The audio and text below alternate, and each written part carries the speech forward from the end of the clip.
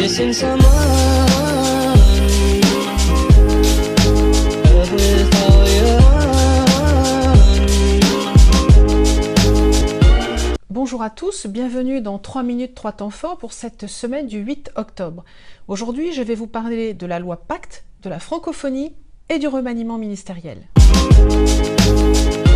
Loi Pacte d'abord, nous l'avons votée en première lecture mardi dernier à une très large majorité. Et je souhaite vous faire part de ma satisfaction. D'abord parce qu'elle découle d'un processus original de co-construction avec entreprises, associations professionnelles, syndicats, régions, parlementaires et même le CESE, Conseil économique, social et environnemental. Ensuite parce que les débats ont été un modèle de discussion riche et surtout apaisée. Toutes les oppositions ont contribué à l'enrichissement de ce texte. Enfin parce qu'elle répond à notre promesse de débloquer l'économie française avec ce cap que nous maintenons depuis le début, libérer, protéger et unir. Libérer parce que la loi Pacte va lever des obstacles administratifs et donner aux entreprises des outils pour se transformer, pour grandir et pour créer de l'emploi. Protéger parce que la loi Pacte facilite le rebond après un échec. Et elle facilite aussi la transmission des entreprises. Enfin, unir parce que la loi Pacte va permettre aux salariés d'être mieux associés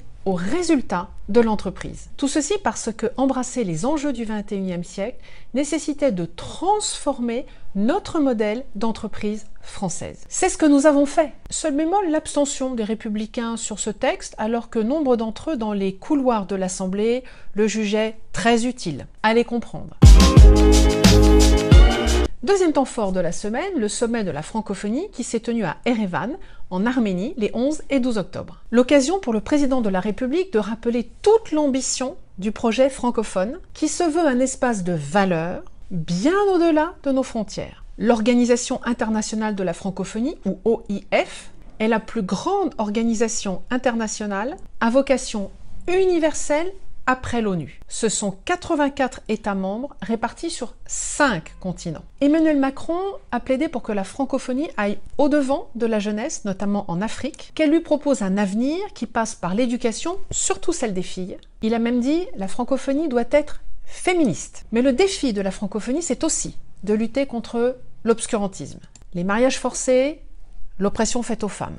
Et donc, on en revient à l'éducation des jeunes filles et son importance. Enfin, le français doit rester une langue de création, et c'est pour cela, pour la faire briller, que le président de la République a lancé une grande première, un congrès des écrivains de langue française qui réunirait des auteurs, des éditeurs, et tous ceux dont le métier est en rapport avec la langue française. Bref, un tremplin pour notre langue. Pour conclure sur ce sujet de la francophonie, je souhaite une grande réussite à Louise Mushikiwabo, nouvelle présidente de l'OIF et ancienne ministre des Affaires étrangères du Rwanda. Sa candidature était soutenue par l'Union africaine et il est logique que l'Afrique joue un rôle central puisqu'elle représentera 85% des francophones en 2050.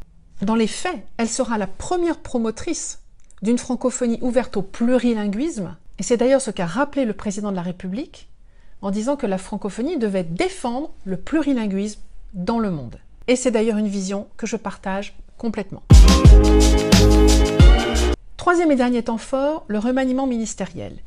C'est juste pour vous dire que le travail continue. Le ministre de l'Intérieur, Gérard Collomb, a donc démissionné il y a 10 jours et le travail a continué.